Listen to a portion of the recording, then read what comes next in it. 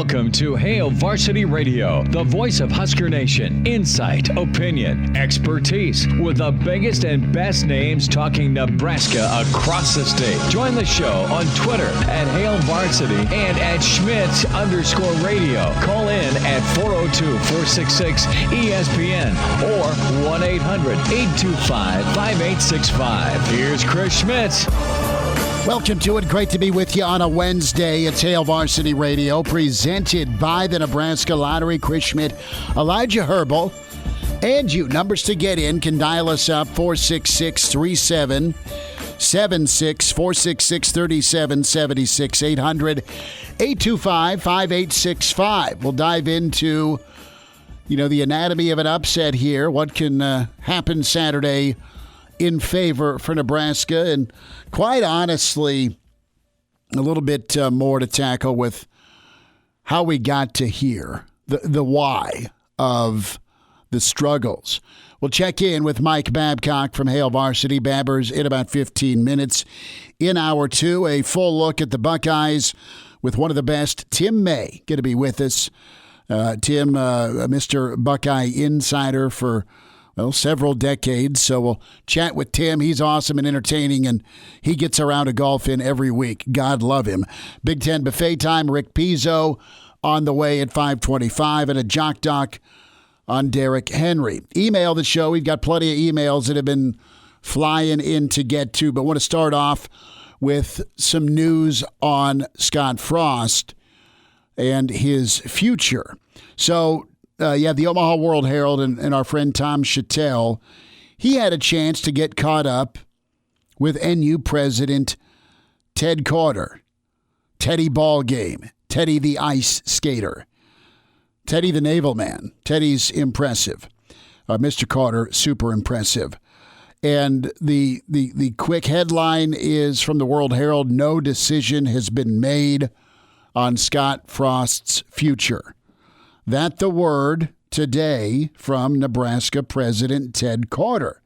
So let's dive a little bit further in to some of the discussion points or the Q&A with Tom Chattel and Ted Carter.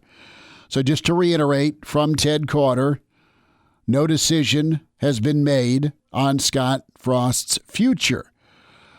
Carter added, the direction of the program will be addressed in the coming weeks.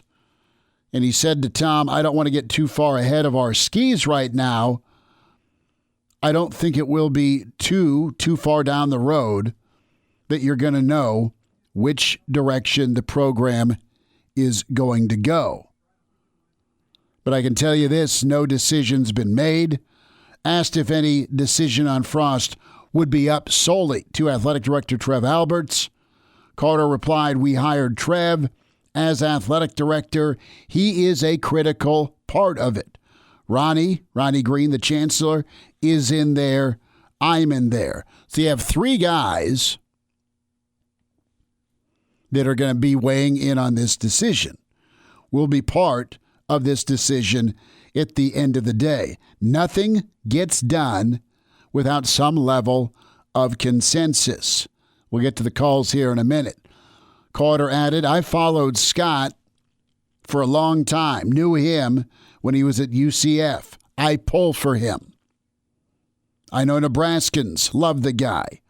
We just want to see Scott do well. That's the bottom line. They, Nebraska, play tough to the team they're playing. They just need to cut down on mistakes and to get into the win column. And I think Tom ran into Carter as he was ice skating at Baxter earlier today. So we can get into that and pick apart what was said, what wasn't said, other than we're going to have a timeline. That's important. Coach Kaz went off about that yesterday, about from a recruiting standpoint. You're going to have to make a call, right, on what you think of this football program in year 4 and the direction it's heading. Trev's just got here. So this is year 1 with Trev and Scott. Ronnie and Teddy have been here a while. And What do you think, Elijah? I mean, I'm reading. I didn't hear. So I'm reading it. But they're not going to leave, first and foremost, the coach and his staff and the team and the kids twisting on direction. But getting some wins is, it's obvious. And quit making mistakes. That's been a problem. Let's go to the phones real quick. I want your kind of read on this, too, in a minute, Elijah. Brian, thanks for hanging in. Go ahead. Hey, what's going on, buddy? Nothing much. What do you know? Okay. I'm sorry I didn't call in Monday. I'm sorry I didn't call in Tuesday. Dude, you do your thing. Grieving, okay? I was going through 5 stages of grieving, okay? Lots of F-bombs and more alcohol. I'm so done, man. I can't do it anymore. So you had a 4-day cool down period. F-bomb Brian is what you're telling me? I had to go to Pennsylvania, so I've been running around Big Ten land, flying my Husker colors strong. And I told myself, I'm not going to I'm not going to watch the game. I'm not going to. Saturday, I'm done. I can't do it. I'm going to take my kid hunting. I'm going to actually do something that's productive. And then my wife calls me and says, hey, I got free tickets to the Ohio State game. You want to go? So now I'm going to the game. Dude, you went from Father of the Year, taking junior hunting, to now going to the game. And listen to this. We're into November. It's the college football playoff favorite for the Big Ten. Yep. And you got free seats. Yep, I did. Did we just utter those words? Not that it's not believable, but you got free seats for Ohio State. My kid got free seats to Purdue last weekend. People are giving their pain away. You go and sit down. I'm not going. It's one of those things. I feel like a whipped dog where I'm getting beat up over the TV, and then I'm like, oh, I'm not going. I'm not going to go back to you. You beat me. And now it's, okay, well, I still love you, but, gosh darn you, stop losing by 3 points or more. Brian, swing by, get a beer at the Single Barrel before you go into Ohio State, all right? I'm going to have multiple Jack Daniels. Oh, fine. Whiskey's their specialty. Brother, you hang in. You have a good trip. And yes, sir. I know you'll gut it out. All right. Yep, I'm on my way back now. I'll be home by tomorrow. Be good. Thanks for the call. See you later. F-bomb Brian, and he's a long haul trucker. God love him, man. He's part of the supply chain that gets us goods and services. Thanks to him, sincerely. But it feels like a whip dog. It's totally Godfather 3. Just when I thought I was out, they pulled me back in. Pacino. So back to Ted Carter. To me, it sounds like you better start freaking winning. Or else. I'm absolutely overreacting and reading into commentary. But again, Tom Chattel, World Herald, talking with President Ted Carter. And noticeably, Ted Carter didn't say, we haven't had that conversation yet. No, they're thinking about it. Yeah, and I'm sure they're thinking very seriously about it. There's a lot on the line this offseason for this Husker football team. Obviously, this season hasn't been up to snuff, and you have talent on the roster. I think the talent on the roster is undeniable, but they've been unable to pull it together this football season. You have to ask yourself, are we willing to foot a $20 million bill here to send Scott Pack in hopes that we can bring in a coach that can take this talent and turn it into wins next season, if not next season, the season after that? The question is Scott your guy that can take the talent that is undeniably on this team right now and turn it into wins next season? Or do you think somebody else can come in and do that quick turnaround a la Bo Pelini in 2008? Where Bo Pelini came in and pretty quickly turned the talent that Bill Callahan had left, which could not be turned into wins, and he quickly turned that into wins in his first season. Is there a coach out there that can do that for this Nebraska roster? Absolutely. And you hit the nail on the head with the question, is Scott the guy to get it eventually over the hump? And I'm sorry to keep using that term, but that's it. And the way I read into the comments, start winning, dude. Make it happen. Figure out a way. Look like you've been practicing.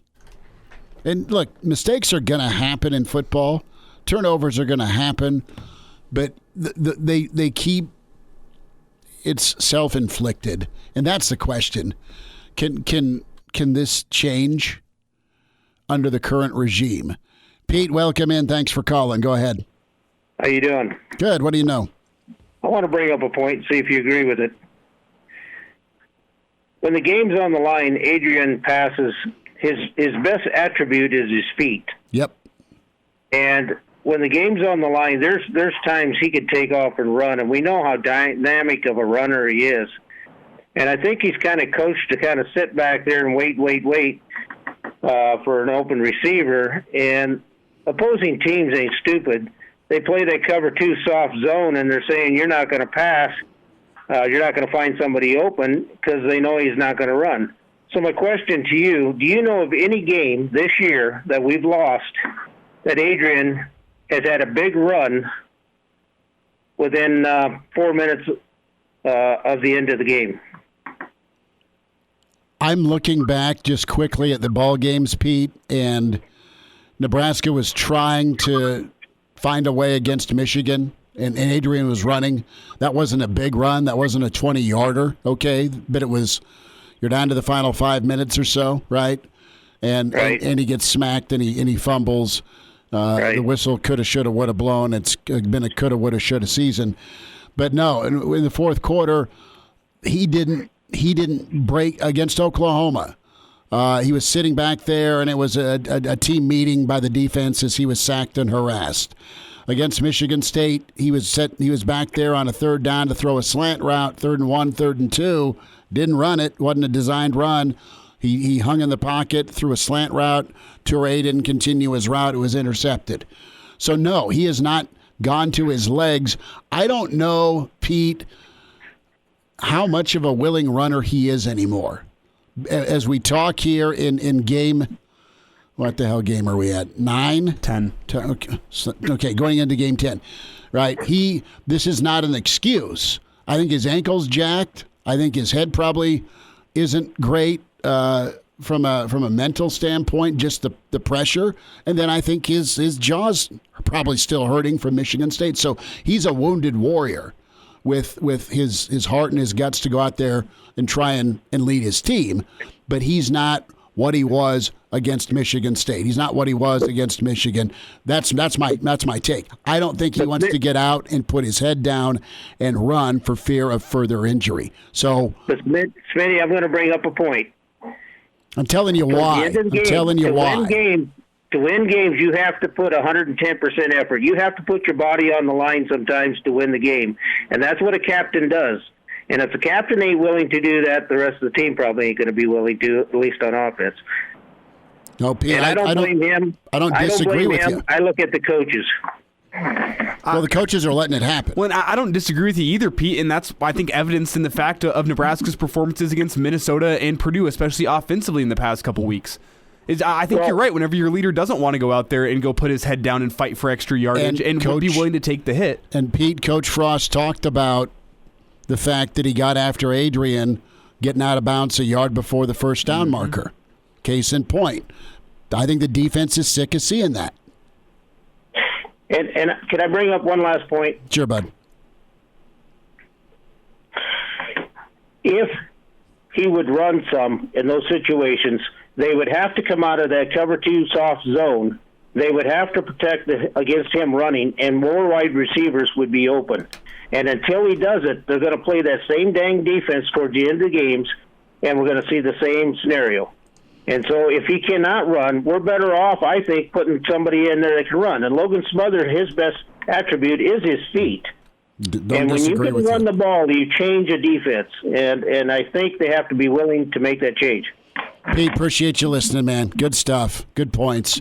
Elijah, he hit on a bunch of things, and I just don't think either Adrian's being told to stay healthy, all right, because of his arm and what they want to do offensively, throwing the football, or he's just not real interested in running all the time like he was. And we've seen this in his career before where he's your best chance if you want to win by throwing the football in this offense, okay?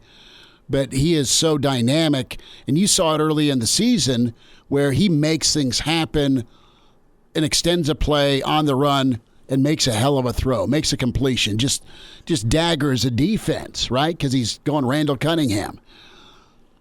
But you've got a different Adrian here, Minnesota, now Purdue, at this point in the year. And if he ain't a willing runner, he's not going to win the football game with his arm. And teams are making him stay in the pocket to win it, throwing the football. Yeah, we need a mic drop sound effect for Pete. He came in with 3 great points. 3 great points, and he was just on the money with all 3 of them regarding the change in Nebraska's offense from weeks 1 through 6 compared to weeks 7 through 10. And it comes down to the healthier quarterback, and when you're not healthy, maybe you're a little apprehensive.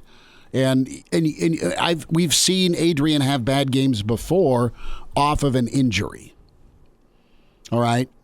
And how's your confidence level? What's your trust level like, not only in yourself, but I don't know how much, you see an insane talent in a guy like Betts, right? Let's just talk about Betts for 2 seconds before break.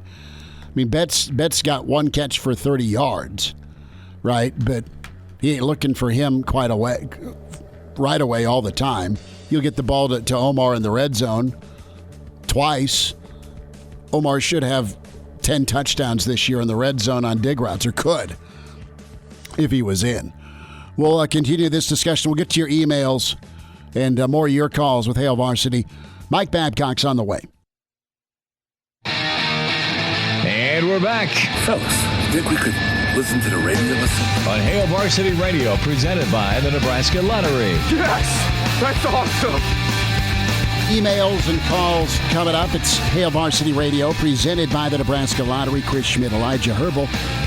And email to get to from Shane, from Julie, from Joe, from Kevin, is gearing up for Nebraska, Ohio State. Tim May, 35 minutes away on the Buckeyes, and what he thinks of the Big Red. And Rick Pizzo, we welcome in Mr. Husker Football. Mike Babcock with us from Hail Varsity Magazine, hailvarsity.com, at MD Babs on Twitter. Babbers, how's your midweek, bud? It's going good. Going well. Better than the situation with the Husker football, I guess, with the outside noise. Oh, you know what? I mean, it's almost like back in the day when I was a student at Nebraska, the old broadcasting college, KRNU, was at Avery Hall. Now it's in a sweet, sweet building. Avery had its charm too, but it was right next to the stadium. And TO'd have practice going, and they'd crank up crowd noise. And, first part of August, it was hot, so we'd open the windows. Well, they'd crank the crowd noise up so loud that it'd make our CD players skip. So every time I was trying to play a little Truckin' by the Grateful Dead for Mike Babcock, it just would start skipping along, man. Yeah, you got to have that crowd noise in there. You do. I hope there's enough crowd noise Saturday to make a difference on 3rd and 12 when the Buckeyes had the football. I mean, I think that's the thought bubble for a lot of Nebraska fans. I want to get your take, and maybe you've seen it, maybe you heard us talk about it, but Ted Carter came out and talked to Tom Chattel briefly. Actually, it was outside Baxter Arena when he was playing hockey. So, hey, Tom, how are you? Ted, you got a minute? Sure, why not? Put the stick down. No decision's been made on Scott Frost's future. Have you seen this? Have you seen the story at all? No, I haven't, but I heard you guys talking about it. What's your read on this? I mean, other than they're thinking about the future, what's your takeaway? It's now. Again, I had just what you guys said, so I don't know I went word for word, I promise. The extent of it, but it seems to me that Ted Carter would say pretty much what he said. Mm-hmm. I mean, I think that you have to say that at this point because there's still 3 games remaining to be played, and you want to see what happens there. And there are, other factors. I've probably mentioned this before, but I think that boosters have to be taken into account whether we accept it or not, because they've got that big project started over there. $155 million or whatever it is, and you're looking at paying Scott, if you were to release him, you're looking at paying him, what, $20 million, and then you've got to pay a new coach, and I think it really is going to impact recruiting, and the transfer portal changes everything. I think the dynamic of that. Who's to say what's going to happen with the talent that they have coming back? Where is that going to go? How is that going to impact your recruiting? So I think that you have to say, we're looking into it, but we haven't made any decisions or anything, because that's what you do. I mean, you're in charge, and you have to make those evaluations. But there are a lot of factors that are involved in this, I believe, and personally, I think Scott needs another year, 5 years, to see what happens. Mentioned Bill Callahan. You guys mentioned him. He was here 4 years. Mm-hmm. His teams were at least 27 and 22 and went to bowl games twice. But that 2004 season was a disaster. I don't know what's going to happen, but I think that you have to say the kind of things that Ted Carter said, to know that he's involved, and to know that we know that Trev's involved, mm-hmm. But you just have to acknowledge that. Well, up to this point, I mean, you've had support for Scott by Carter. He kind of reiterated following Scott in his career, and then they like him. They want him to do well. They want mistakes cleaned up. They also want wins. So you got to have some results. Great, you're playing close, but all right, take that next progressive step from a month ago, where your two college football playoff teams, you played 3 in a row, could have won 3 in a row, mm-hmm. to apply that to some of the other folks in the Big Ten neighborhood that you out recruit, right, and on paper, but clearly haven't outdeveloped. So don't be losing to Purdue, don't be losing to Minnesota, don't be losing to Illinois. I mean, that's the conversation as well. And Nebraska just has not seemed to do simple well, Babbers, here the last 4 years. Whether it be just running the football, or a play call, or a trick play, or calling a trick play, or just kind of getting out of their own way. And I think that's the maddening part, and that's part of this discussion process when you look at Ted and Ronnie and Trev. Yeah, fundamentally sound and commitment to a system. Offensively, what is the commitment to that? And it's frustrating. There's no question about that. And that's the other factor that you have to take into account is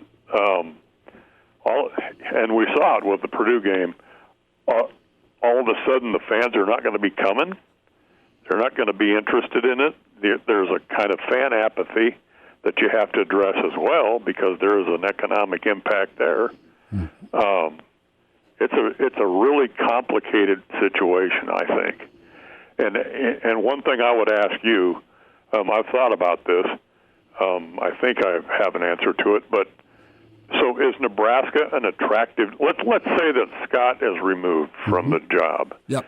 Is the Nebraska job an attractive enough one to pull in a coach that's going to get things turned around, do you think? Mike, you and I have covered the program, and you've covered it in the golden era, and you've been there from Devaney to now, so you've seen it, and the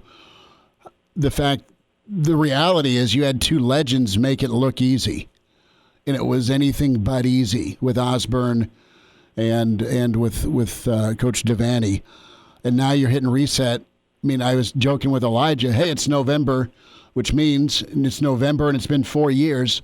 It's time to talk about a coaching search. It's just been freaking clockwork, man. Yes. And that's part of this problem, too. The reset, and Coach Osborne's the first one to say this, you whack a coach, it moves your program back 5 years. Well, let's do that math, and you're 25 years removed from glory, right?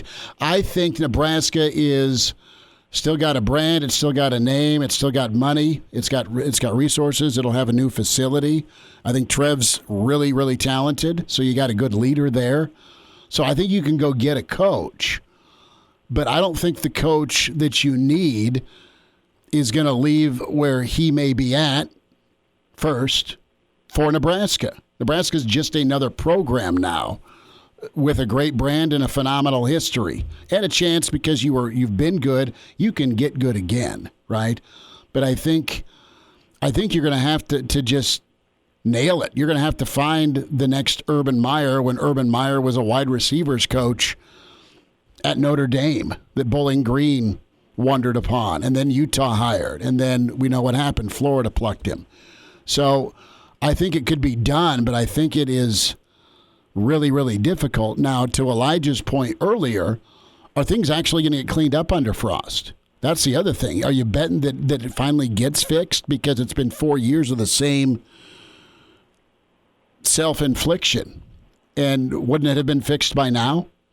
Well, yeah, that's the thing that we would think. That I think they can get a coach, Mike. I don't know that you're going to get a coach in this year with some of these other openings that would win soon enough to not be having this same conversation in 3 or 4 years.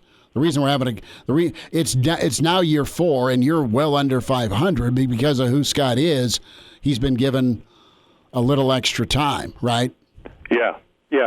I interrupted you. I'm sorry about that, but that's you covered it. I mean, that's my concern is there someone out there that can get this thing turned around that's going to be willing to come here if the decision is made to replace Scott? And because I wonder where Nebraska football is. The fans, I'm probably as guilty as anybody else because I saw it, but we talk about this tradition that Nebraska has, but that's 20 years. That's 20 years ago. Mike, the new tradition's firing a coach after 4 years. Yeah, it's just, and Bo lasted, he always won 9 games and got to a bowl game, but there were some really embarrassing losses there, and we know that, there were other issues about his personality, the way he handled things. But, yeah, Bill Callahan 4 years, then Bo, then Mike Riley for 3 years. And, I mean, it's Nebraska is what we used to look at when we were in the Big 8. We were look at it and say, well, that's Kansas. Every 3 or 4 years they got a new coach trying to get in. And you're right. You have to start over again. And now I think in this day and age, I really think the recruiting thing is going to be a significant issue if and when Nebraska does make a coaching change. Recruiting is going to be a significant issue because of a lot of things that are available to student athletes now that didn't used to be available to them, including the transfer portal and NIL and all the implications of that. It's a complex situation for Ted Carter and Trev Alberts and the people that are going to make the decision. But I just that's the overriding question for me is where does Nebraska football stand in the whole scheme of things right now, and can it get back to where it's never going to be back to where Osborne was and winning 3 national championships in his last 4 seasons. But can it get back to being competitive in the Big Ten West Division and, be nationally relevant to some degree? Mike, I'm going to jump in. I'm interrupt you. I'm up against a break. Hang on the line. We're going to keep talking if that's okay. Okay, sure. That's fine. More with Mike Babcock from Hail Varsity Magazine, hailvarsity.com. And, just a lot to get into. Some real talk from the Husker football insider. More with Mike Babcock. It's Hail Varsity presented by the Nebraska Lottery. And now, back to Hail Varsity Radio. A few more minutes with Mr. Husker football insider Mike Babcock, Hail Varsity Magazine, hailvarsity.com. At MD Babs on Twitter. Babbers, we're talking about the decision here with Coach Frost and his future and Ted Carter's comments to the World Herald. And we've kind of expanded this conversation. And thanks for spending more time with us here this second segment. we've expanded the conversation to, all right, if change is made, you're Trev, you're going to have to, and it's hard for some Nebraska fans to accept this. Others totally get it, but you're going to have to really, really, really sell Nebraska, Babbers, and the selling points of the fan base, the money, the facilities, the history. You've won before, you can win again. Here's support. The cons, so to speak, you've whacked 2 9 or 10 win coaches, and you just hypothetically here got rid of your homegrown boy, which I mean, that's the trifecta, man. That's the trifecta. Your recruiting base is not as rich as your surrounding states, even in the Big Ten. I would say this, that you've had more homegrown talent go D1 in the last 3 years and more to come for 2022 and 2023 with the Metro in central Nebraska and some western Nebraska kids. So Nebraska has not done as well in state. But Babbers, you're going to have to go find a Big Ten guy who's a developer and that is a teacher and a motivator. I think those guys are out there. And I also think Scott can be better at becoming a Big Ten guy. He can be a better developer. He can be a better teacher and motivator. I think he knows football. He's proven he can coach, and he's had his moments. There's just not been as many of them in the win column. Yeah, and that's where we're at in the win column. Just win, baby. That's yes. That's Al Davis. That's where Nebraska's at right now. You can talk about, we're this close, to getting over the hump. We heard that after the Oklahoma game, I think it was. Garrett Nelson was, did the thing with his hand and said, we got to close this circle. And they're still saying it, now we're hearing the same thing. And that's where the frustration comes in for the fans, because in their mind, that's it. Just win, baby. I'm looking at the win-loss column. I'm not looking at the, if we would have just done this kind of a thing at this point, and they're frustrated by it. But, where does this program fit? I know where the fans think it fits, because they're looking at the tradition, but they don't look at, it's difficult to acknowledge that tradition has been a long time ago. And, can Nebraska get back there?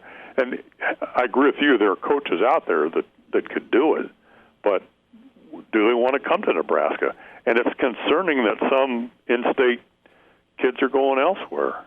That was one of the things that Tom Osborne always did, was kept the best players at home.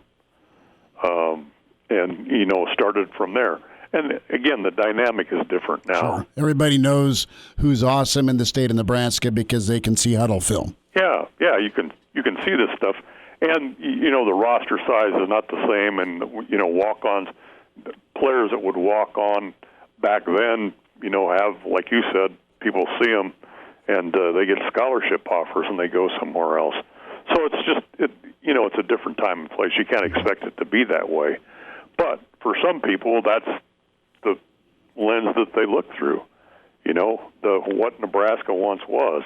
And can it get some semblance of back there?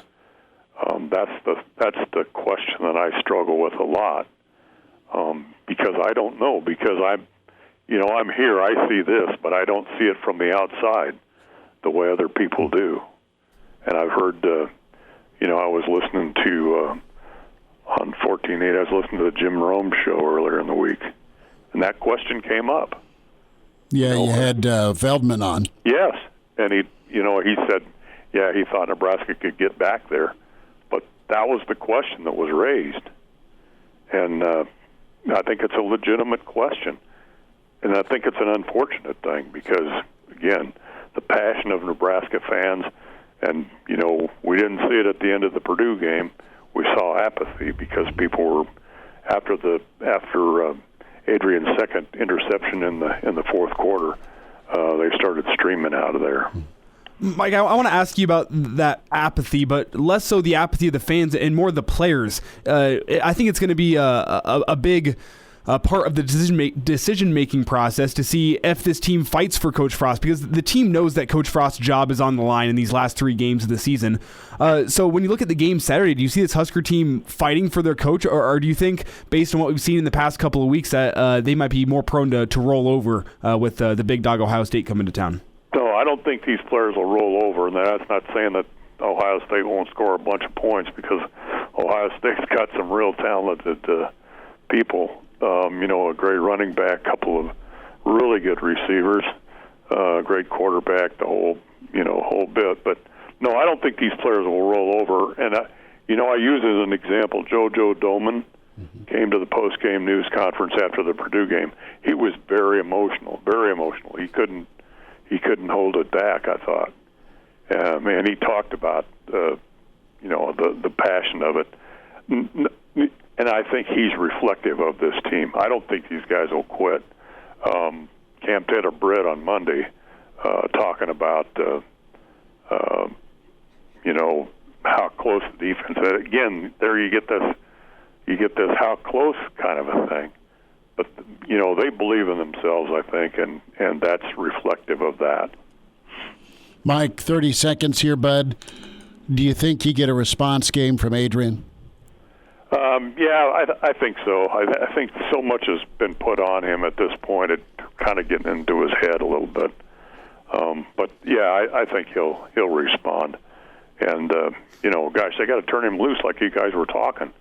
10 carries for 6 yards. He's got to turn loose himself. And I don't know if they're saying, dude, be careful. No, get out. I mean, just go play. Go be Adrian. Yep, that's exactly go right. Be a dual threat and just go kill it, man. 10 carries for 6 yards is not Adrian. No, not at all. No, they have talent, and I think they've got just a boatload of high character dudes. And if you're a fan, you're just sick for them, because they're the ones out there killing themselves to try and win. And I can only imagine. And JoJo's post game will be etched in my brain forever. Just that kid's passion and how stand up he is. Same with Cam Taylor-Britt and same with Adrian. But I'm excited about Saturday just because I just got a weird feeling that it's going to be interesting in a good way. Yeah. Well, I hope so. I think I think Nebraska will get one of the final 2 games. I don't know Ohio State. That seems like a tough thing, and going to Wisconsin is not easy, obviously, in Iowa, but I think Nebraska will get one of those. Babbers, you're awesome. This was so much fun. Thanks for taking an extra segment with us. You bet. Thanks for having me, guys. All right, there he is. Historian, author, Hall of Famer. You read Babbers, Mr. Mike Babcock, with Hail Varsity Magazine, hailvarsity.com.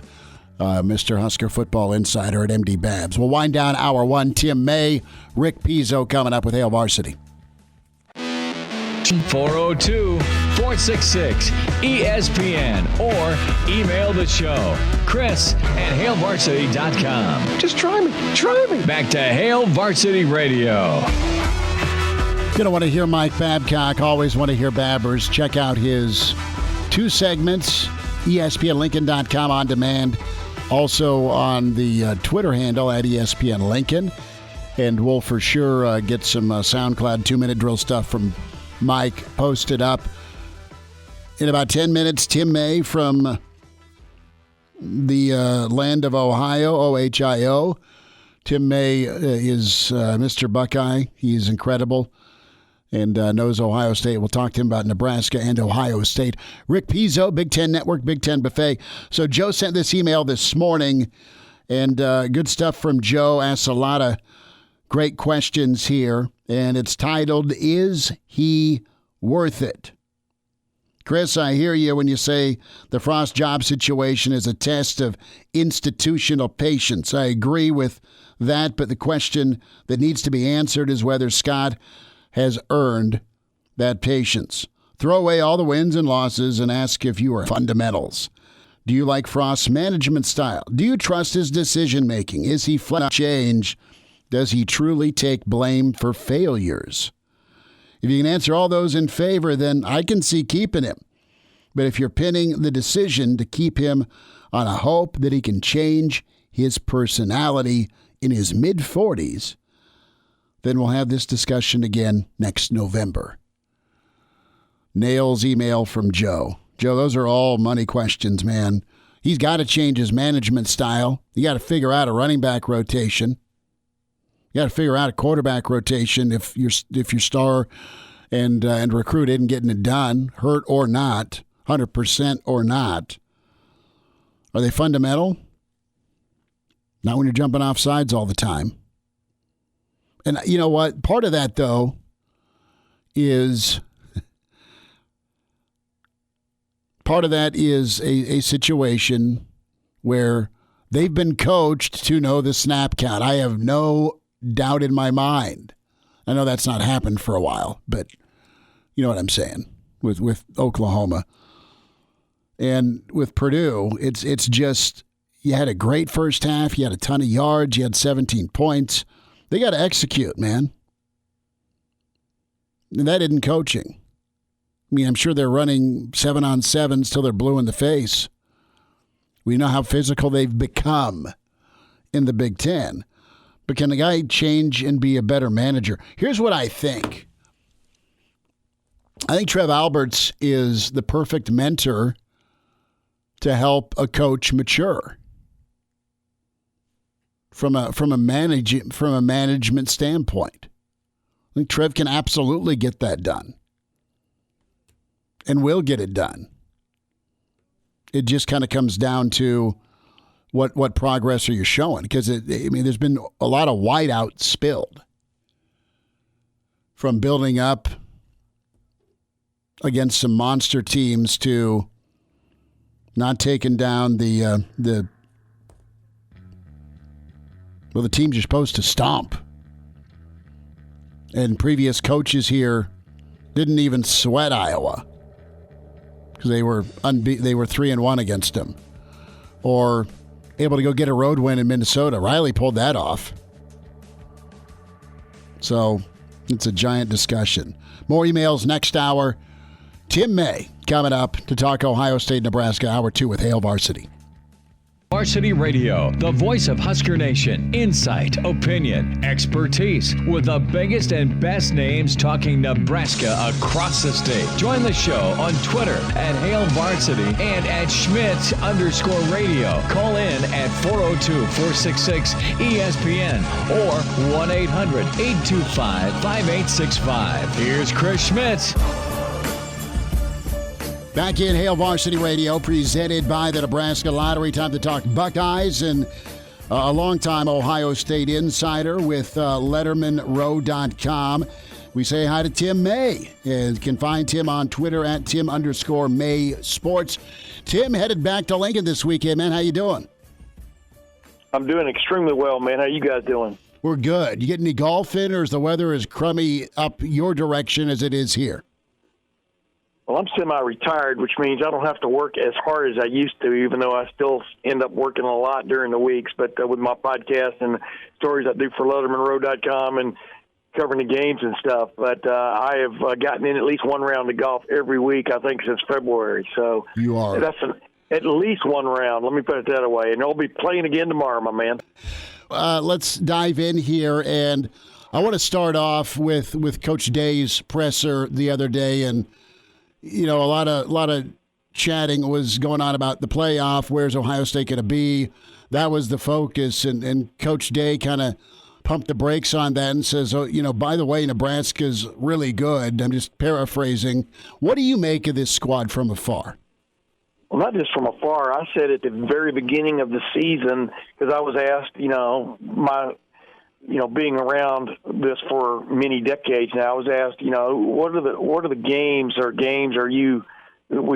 you think Ohio State should be concerned with? I go, well, some of them are obvious, but the two games you've got your eye on, I had my eye on even then, were at Nebraska and at Michigan. Two coaches who were clear on the hot seat going into the year. I don't know how hot Jim Harbaugh's seat is at the moment. Clearly, there has been some heat put on him since the loss at Michigan State the other day. But two teams I think that are decently talented, and two coaches who are desperate for a victory, a meaningful victory. And with that said, two programs that are desperate for a meaningful victory. And I definitely put Nebraska in that realm. And then you look at Nebraska, and I don't know if self-inflicted wounds are the same thing as being snake bit, but when you consider their losses all by, 8 points or fewer, but then you consider their losses to Michigan, their loss to Oklahoma, the way they played Oklahoma, I thought Oklahoma would just blow them out, and it was the opposite of that. There's definitely some spunk there. There's definitely some talent there, and that's what Ryan Day is looking at.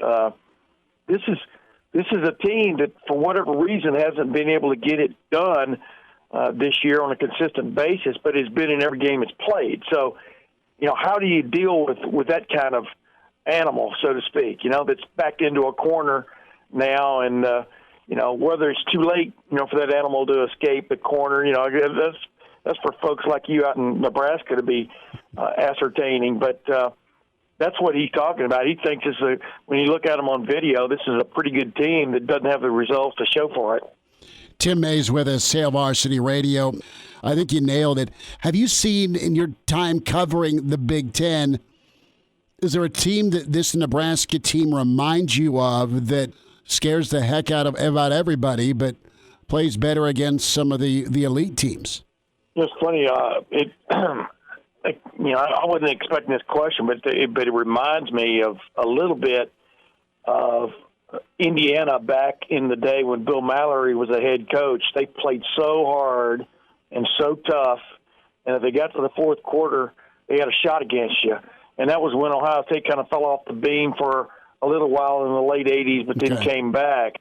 But it was also a team that couldn't quite get it done, usually, against Ohio State and Michigan and whomever else was the kingpin of that era. They did get it done, a couple times, obviously, recently, but not against Ohio State, for example. Mm-hmm. They came close last year, and now you've seen what's happened to them this year. They've fallen back to last place in the Big Ten East. But, but this Nebraska team's a little unique in the sense that it's got a fourth-year starting quarterback? Do I have that right? It seems like Adrian Martinez has been there for about 12 years. But it's got a head coach that was the darling of the fans when he was hired 4 years ago, and they're sort of wed together in this thing, Scott Frost and Adrian Martinez, and this is in my opinion, a pretty unique circumstance unto itself because for whatever reason it has not worked. And worked means, worked is the first letter in win. Mm-hmm. It has not worked. And so that's what I'm looking at. I mean, I'm kind of stammering a little bit just because, I just think back to 4 years ago and how fired up people were to finally get a Nebraska man in there, Kind of like how Michigan was fired up to get a Michigan man back at the helm, and just for whatever reason, it hasn't. Well, in Michigan's case, it's worked a little bit better, mm-hmm. but it hasn't worked enough to get Michigan a Big Ten championship or even play for one. And so, this is perplexing a little bit. Tim, let's talk about the Buckeyes, and let's focus in on Stroud. You've seen a lot of really high-level quarterbacks at Ohio State. Where does he stack up? What makes him so dynamite this early in his career?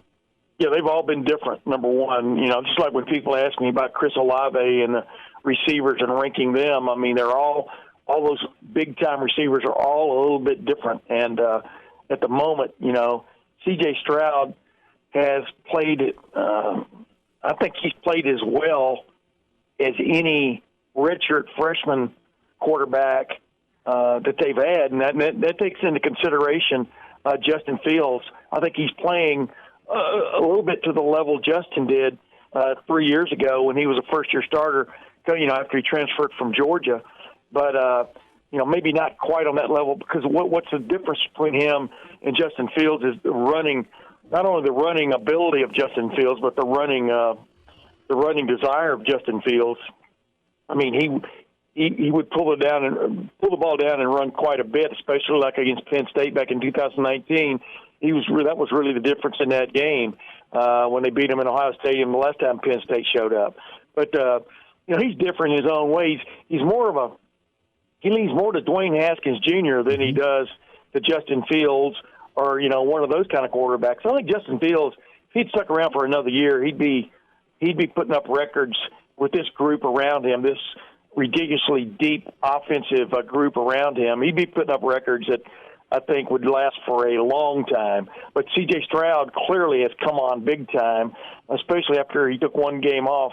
They gave him one game off to rest that shoulder, and as he said, he had a supernatural healing of it, whatever that means. And now he's playing very well. Yeah, he's playing extremely well, actually, for a first-year starting quarterback, and seems to be getting better. Tim May is with us here on Hail Varsity Radio. And Tim, I think a lot of Nebraska fans got their impression of Ohio State early in the season, that Thursday night showcase against Minnesota and then the big noon kickoff against Oregon.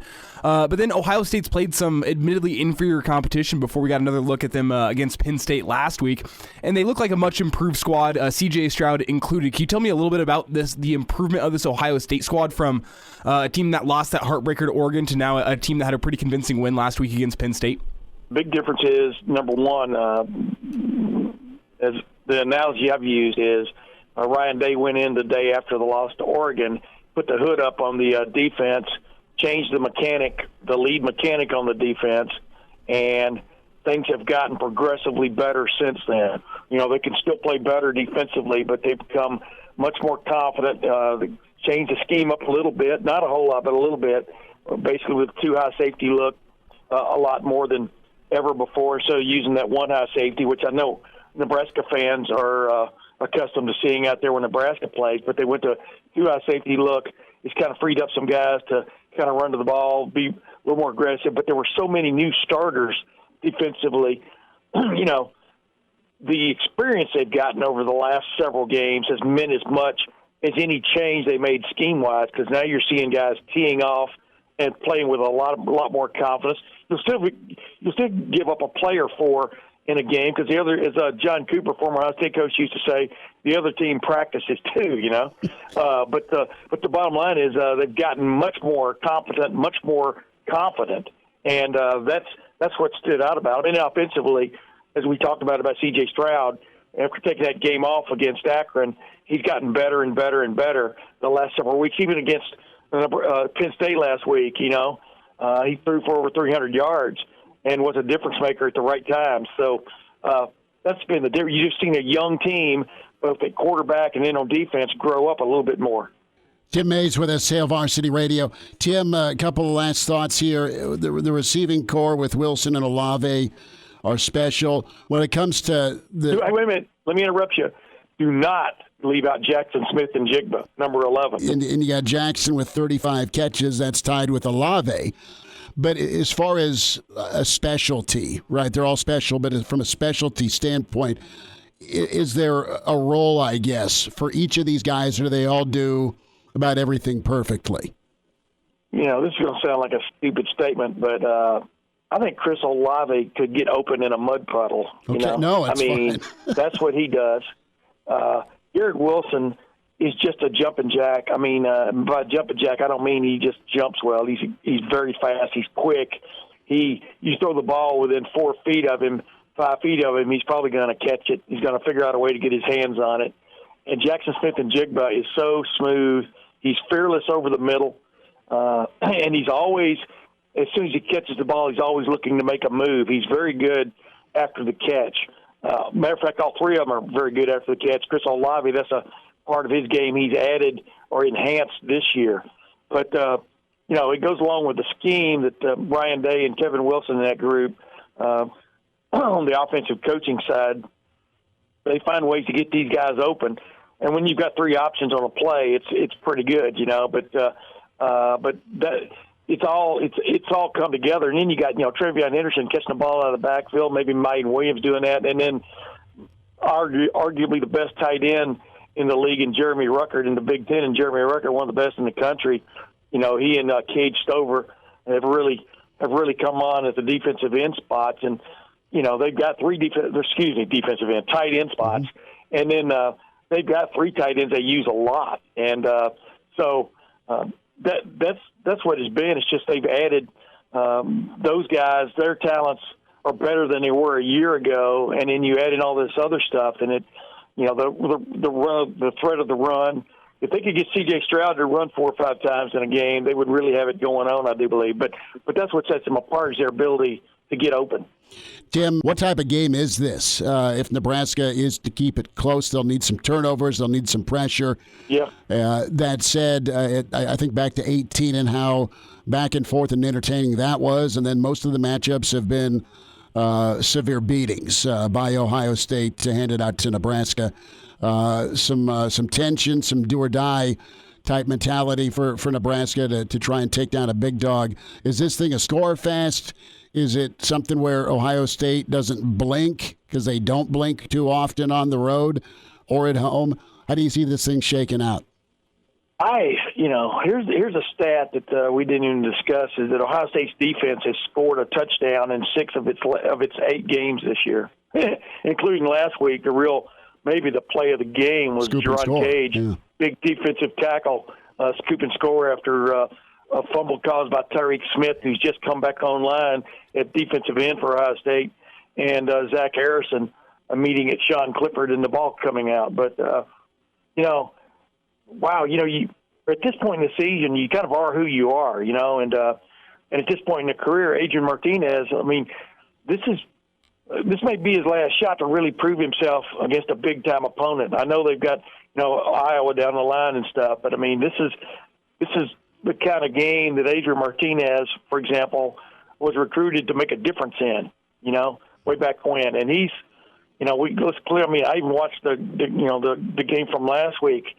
He had some tough moments. Let's just leave it at that, and that's kind of been the case a lot throughout his career in the bigger games, and definitely this year in some games. So I expect this Ohio State defense to get after him and them.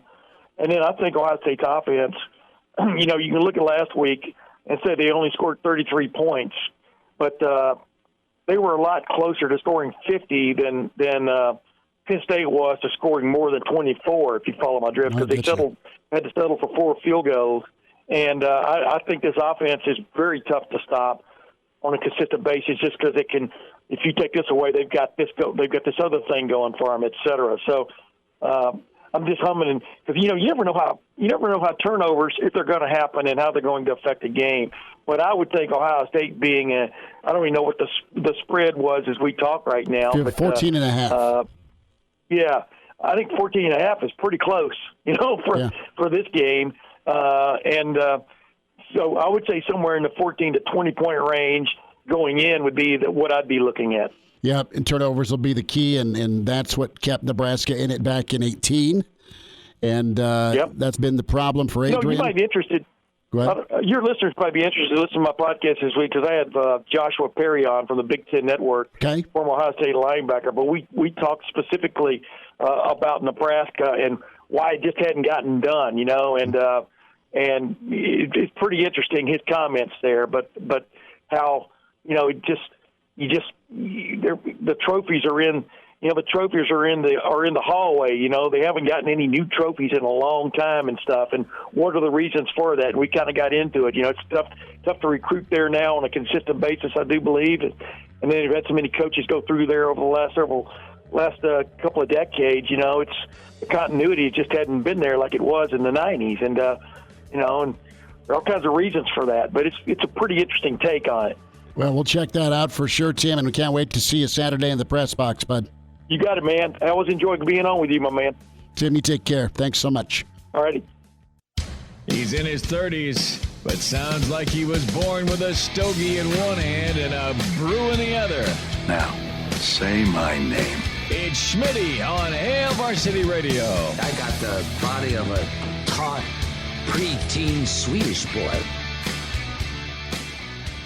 Back into it at Hail Varsity Radio, presented by the Nebraska Lottery. It's Big Ten buffet time. We say hi to Rick Pizzo as he joins us. Rick, it's been a busy week for you, I know, and here comes Ohio State to Lincoln. How you doing? I'm doing probably a little bit better, a lot less stress than Mr. Eric Shenander right now, watching the Ohio State offense and exactly what that team can do and trying to figure out any way, if a way even exists, to stop that football team offensively. Well, if they're not on the field, Rick, right? Yeah, I guess that's the best answer, right? It is. So I want to go big picture here with the Big Ten. And Rick, is there a bad team in this league? And I'm not trying to box you in, so and so is terrible.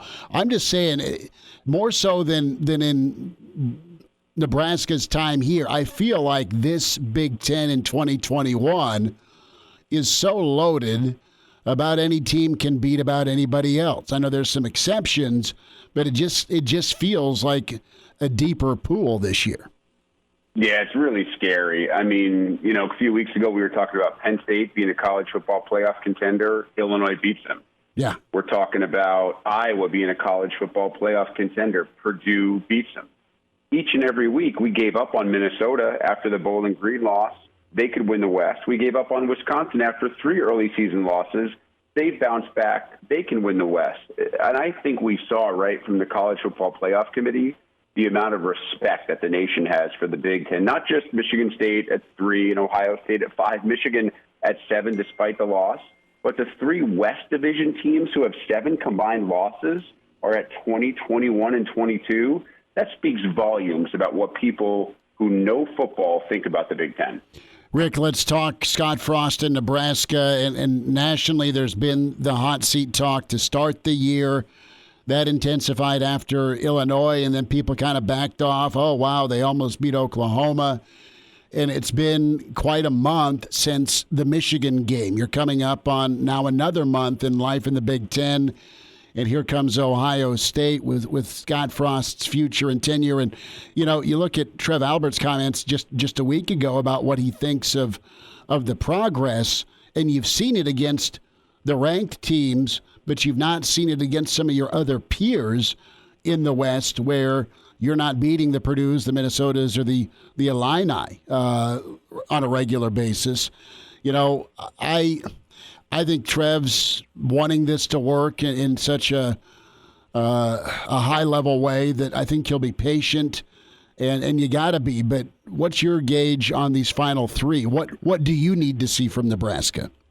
Well, see, here's the problem, Chris, is you can afford losses to Michigan, especially if you play well. You can afford a loss to Ohio State, especially if you show up this weekend and put up a good fight. When you are building a program, and let's not make any excuses for Scott Frost, but the truth is when he took over, and I know you never want to hear this in Lincoln, he was rebuilding a program. I know it's historically successful, but I don't think there's any doubt that when he took over, there was a rebuilding job in a lot of senses to be done. And when you are rebuilding, as much as you want to focus on taking down Goliath, what you have to do is make sure you knock off the Davids when they come to your building. And that, to me, has been a bigger issue. It's not getting blown out a couple of years ago, early in the year against Ohio State when the whole nation was watching. That's not it.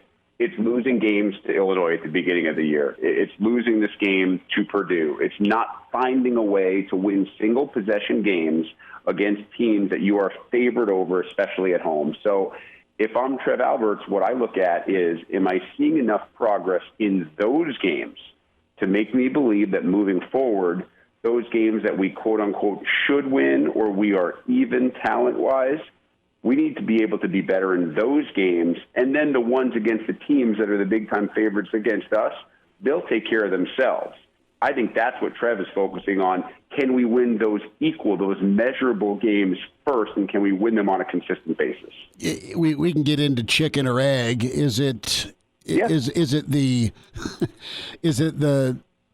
play calling, the scheme, or is it the execution, right? I mean, when we talk about those David-type games, because it's a play inside the 5 in Minneapolis that doesn't flip the game. It's a play that's not caught to maybe go up by 10 or maybe another field goal at the end of the half between Toure and Adrian. I'm anxious to see Scott with another option at quarterback and how that can roll. And I love Adrian. I think the kid's a warrior. It's just been too inconsistent, and he's not gotten better, or he's not been more consistent for a fourth-year guy. So if I'm Trev, I'm weighing that too. What does Scott's offense, A, does he tweak it to be more Big Ten livable? And B, if there's other quarterbacks for next year to continue to develop, what's he do with a guy that doesn't turn it over case in point, like he did against Purdue, because that's how you lost the game.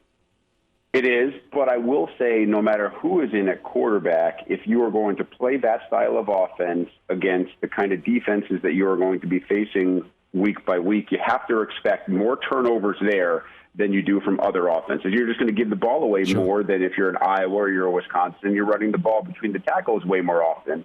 That works much better. It is a much easier system to dominate if you have a really good quarterback and you're playing against defenses from the MAC or the AAC, and nothing against those leagues, but their defenses are not made up of guys like Leo Chenal from Wisconsin. They're not made up of guys like Daxton Hill and Aiden Hutchinson from Michigan. Those guys don't exist at those other schools, and those guys are playmakers who put pressure on quarterbacks. The secondaries in the Big Ten are really good. They can cover and read at the same time. So to think that Scott was going to be able to take an offense and just because of one player be able to translate that offense from a UCF opposition schedule to a Nebraska opposition schedule without a ton of bumps in the road is unrealistic. And unfortunately, because I love Adrian Martinez as both a player and a person, that's the kid that's taken the most bumps and bruises and criticism. You know what you're getting into when you're a quarterback, but you bring up a great point. Adrian is gone. So who's next? And can this offense, if it stays the same, be on an upward trajectory with the next guy, or does it have to be retooled? Rick Pizzo's with us here on Hail Varsity Radio. And Rick, let's look at this game on Saturday. We know Ohio State's offense is going to put up points. That's what they do. That's what Ryan Day's offenses have always done. So what does Nebraska have to do on Saturday to be able to keep pace with Ohio State and maybe edge out a win? We got to force a couple of turnovers when you're on defense. You have to give your offense a short field and give your defense a couple of breaks. Now, Ohio State has been much better with the football than they were earlier in the year. Defensively, they've been better without question since they switched the play calling earlier in the year, the play calling responsibilities from Kerry Combs to Matt Barnes. But we saw last week, if your quarterback is efficient and you have wide receivers who can get open and who have some speed, Nebraska clearly has that with Toure, then you can beat the secondary. Sean Clifford and Penn State, Jahan Dotson did a really nice job. Now, I think Dotson's an absolutely elite wide receiver. I'm not sure that Nebraska has a guy on that level. But if you try to get into a shootout with this team, you're going to lose. There's just no way to do that. And at the same time, you do not want to be able to go so slow that it takes you out of your rhythm of what you really do from a natural standpoint offensively. That's why I think this is a really hard matchup for Nebraska, maybe even harder than other teams inside the Big Ten, because Nebraska wants to run at that pace. But if you make a mistake against Ohio State, and we've seen this exact scenario before, right? You make one mistake on defense and you don't do what you're supposed to do offensively in the first couple of possessions, you're down 21-0 and it's 5.5 minutes into the game. So that is the worst nightmare for Nebraska. And if I'm Scott Frost, if I'm Eric Shenander, I am preparing a first quarter game plan, both offensively and defensively, that makes sure that I am still in this football game when 15 minutes is in the books. You know what? You're going to have to kind of stack it, right, Rick, and have a game plan put together like you touched on so you're still alive by the second quarter, by halftime. Yes. Stay alive till the fourth quarter and then roll the dice, per se. And I think back to 18, where, man, that was right there for Nebraska, and Ohio State was wobbly off of the Purdue blowout. I know that was Urban's final year, different coach, different players, but Nebraska was really aggressive. They got turnovers. You had Gifford force a turnover. You had a young JoJo Doman flying off the edge.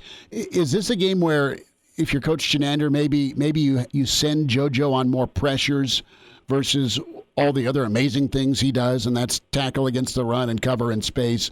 How do you mix it up here to get pressure? Because that's been an issue for Nebraska. It was an issue where they didn't get home against Purdue. They didn't get home against Minnesota. Yeah, I think it depends on how comfortable you are and how healthy you are in the back end. Because I remember, I think it may have been last year or prior, the year before, Nebraska played a game against Purdue in West Lafayette. And Eric Shenander decided to be really aggressive with his front seven and let his back four guys just kind of go in single coverage against a really good Purdue receiving core. That was one of Nebraska's best defensive games that I've ever seen them play, because I was there to watch that one in person. I like that philosophy. To me, in this game, you really have nothing to lose. Now, no coach wants to get blown out. You don't want to put every single one of your guys on an island when you have Chris Olave and Garrett Wilson and Jackson Smith and Jigba lined up against you, because this is the best receiving core that we've seen in the Big Ten in an awfully long time.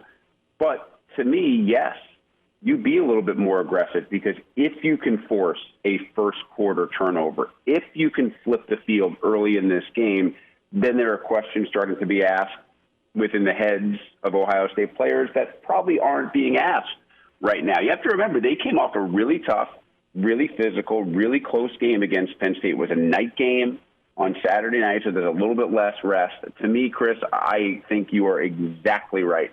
Be a little bit more aggressive early to a certain point defensively, but if you're going to do that, you probably have to be a little bit more conservative offensively than you want to be early in the game to make sure, again, that you're not out of this thing after 15. Rick Pizzo's with us, Big Ten Buffet, Hail Varsity Radio. Rick, a quick last thought. Let's talk about the weekend schedule. Is Sparty on upset alert at Purdue? You know, I would say yes, except for the fact that we saw Purdue already do this to Iowa. Mel Tucker, man, he is as even-keeled as they come. I think Sparty has its eyes on the prize, and I think at this point, whether you're a Big Ten fan or a college football fan in general, you just want Ohio State and Michigan State to both be unbeaten in the Big Ten when they face off on November 20th. Rick, we'll let you get out. Excited to watch your coverage of wrestling and hoops and football on BTN this winter, bud. Thanks for the time. Thanks, Chris. Take care, bud. And we're back. Fellas, think we could listen to the radio or something? On Hail Varsity Radio, presented by the Nebraska Lottery. Yes! That's awesome! Back into it, it's Hail Varsity Radio, presented by the Nebraska Lottery. Time for a Jock Doc Wednesday. Lincoln Orthopedic Center, Dr. Doug Tewes with us. Dr. Doug, how are you? Doing good, Chris. How you been doing? Doing all right, hanging in, and been watching a lot of football, Dr. Doug, college and NFL, and I keep kind of just shaking my head at how good them Titans are, and we'll see how good they are without Derrick Henry. That's our topic today, and what a great back. What an incredible back with that offense, but he's going to have to deal with recovery and the Jones fracture, Dr. Doug. Can you explain the Jones fracture to us? Sure. The Jones fracture is one of those things that, among sports, everybody, that is deep into it knows Jones fracture is a bad thing. And what it is on the metatarsal bone on the outer aspect of the foot, so the fifth one, the bone that is, in the forefoot area. That bone has a particular part of it that doesn't have really good blood flow to it. And it is an area where you can get a stress fracture through that spot. So, people don't think about bones as being sort of pliable, but they are. And so with a guy like Henry, as big as he is and as hard as he pushes off on his feet, that bone is bending, and finally it breaks kind of like a piece of baling wire. But in areas where there's good blood flow, the body's able to heal it up in between the activity. And in this particular location, the body just can't heal it up fast enough, and a stress fracture happens. Dr. Doug Tewes with us, Lincoln Orthopedic Center, at Jock Doc Wednesday. Derrick Henry and the Jones fracture are topic. So when you do a surgical intervention, Dr. Doug, you're going in there, you're doing what to help heal?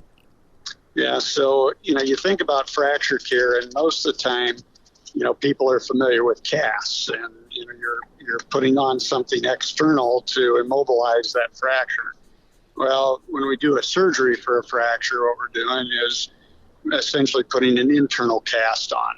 We're putting something there on the bone to immobilize it from the inside. And in this case, the way we do it is to put a screw right down the center of that bone. And that screw then holds things stable for a long enough period of time then to where the bone can heal up. And it's a little bit tricky on a Jones fracture because that bone is not a perfectly straight bone, and you're trying to put a rigid straight screw in the middle of a bone that's got a little bit of angulation to it. So it's a little bit tricky, but it works really well. When it comes to recovery from the Jones fracture, I know rest and rehab and then hopefully back in action, but what's the timetable for Henry here, assuming everything goes perfectly? And that's a question mark because, as you've touched on, the blood supply in the region of the foot, that part of the body just doesn't heal well because of the blood flow. Yeah, so, if you've been reading about this, they've been saying he's out for the season. And, that may in fact be the case. But there are situations, for those fantasy managers that are really struggling right now with the loss of Derrick Henry. There are situations where these bones will heal faster than expected. I can remember one of my collegiate athletes, it was a football player, that right at 5 weeks, that thing was solid as it could be on x-ray, and he went on and played the rest of the season in football. And I think that's a possibility for Henry. He may be able to come back, especially if the Titans are in that playoff race. Well, and I'm wondering here, I look at Henry's mileage, right? He had a lot of miles on him in Alabama, second or third round pick. Clearly an incredible back, but you know how tiny the window is for NFL running backs. I mean, you have about a 3-year window on average, and then you look at the Eric Dickersons of the world, or Barry Sanders is kind of the exception, but mainly you have like a 4 to 5 year great spurt, and then you tail off or trail off unless you're Adrian Peterson because you're superhuman. Yeah, now you're 36 and you're coming back. And you're going to be taking carries from Henry, right? So, yeah. But I'm wondering here, is this just an accumulation thing potentially for a guy like Derrick Henry? And we know that the touches and carries he's getting, between 22 and 30, and in some instances they'll run him 40 times. Not often. They're careful with him during the week with practice. At least they have been the last couple of years. But I just looked at the start of his career from Bama to now. Is that maybe part of this reason for injury? Just the sheer number of touches and how much force he puts on when he's cutting and running. You know how just talented he is. Yeah, I think you're exactly right. The reality of it is that we will sometimes see stress fractures in that Jones position. So these Jones fractures in people who are just on their feet all day and maybe a little bit heavier body mass. Just regular day-to-day stuff, but with carrying that heavier body mass. And Derrick Henry is kind of a unique individual. I mean, he's a big man and cuts like, a Barry Sanders kind of a guy, and then you add on top of the fact that he's so darn durable and getting so many touches, as you said. It all comes together in an accumulation that it is predictable. Like you said, you've got a 3 to 5 year window with most of these guys when they're in that great, time of their careers. Dr. Doug Tewes with us on Hail Varsity, a Jock Doc Wednesday, Lincoln Orthopedic Center. Could this injury, say this heals, but could it lead to lingering injuries elsewhere in the leg? I don't think so, Chris. The biggest thing sometimes is that there will be people that'll have some irritation right where that screw goes in. And over the course of my career, we've gone through, 4 or 5 different types of screws, that were supposed to be the best option for this. And it depends a little bit on what kind of a screw gets put in, if it has a head on it. But there can be some local irritation is basically what I'm saying, sure. From that screw. But, boy, you really don't like to take those darn things out because then you leave that bone unprotected again. I usually tell my collegiate players, I don't want to take that thing out until they're done with their competitive career because I don't want them to have a recurrent stress fracture in that bone. Dr. Doug Tewes with us, Lincoln Orthopedic Center at Jock Doc Wednesday. Derrick Henry, our topic, a Jones fracture for the star back for Tennessee and the Bama alum. And we'll see where he goes with his career, with his season. And we want to see Henry carrying the football again for sure. Dr. Doug, thanks for making time today. Awesome to get caught up again. Good to talk to you too, Chris. You take care. Good stuff from Dr. Doug Tewes. Derrick Henry on the shelf. Hopefully he'll recover. More emails and a angry monkey down in the heart of Texas to tell you about. Miss us? Come here, brother. Give me a hug. Bring it in for the real thing.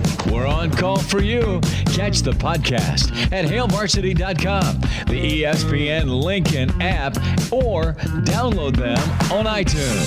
Saddle up, partner. Back to Hail Varsity Radio.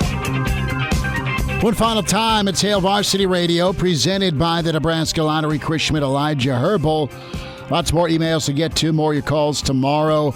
Loaded up, Jeremiah Searles will preview Nebraska, Ohio State for us. Gary Barnett back on the show. The pride of Chicago, Burke's Best Bets, Danny Burke. See what he's feeling from Vegas about Nebraska, Ohio State. And then Mr. Brandon Vogel. Reminder to buckle up. 70% of people in fatal crashes in Nebraska not wearing a seatbelt. If used properly, a seatbelt can and will reduce the risk of fatal injury by up to 60%. Your best defense in any crash. Buckling up, brought to you by the Nebraska Department of Highway Safety Office. We told you about a alleged vicious monkey down in the heart of Texas. So, Elijah, lay this out. I didn't know you could have monkeys as emotional support animals. This is the mother of all special teams girlfriends coach stories here. Yeah, it's what's being dubbed as Monkeygate. It was the Texas special teams coach. What is his name? Jeff Banks. So he had a girlfriend of sorts, I guess you could call it. Well, let's just call it what it is. The gal that took him away from his wife and his kids. Yes. That would be her. You can use whatever term is popping into your mind. But she's been on the Jerry Springer show before. She goes by the name of Pole Assassin. Yeah. Which is catchy. It's catchy as all hell. I can see why you'd leave your wife and kids for that. And she has an emotional support pet monkey, which is also a part of her act at times, which she keeps in a cage in her backyard. And on Halloween, while she was doing a haunted maze at her house, the monkey ended up biting a kid and a police report was filed.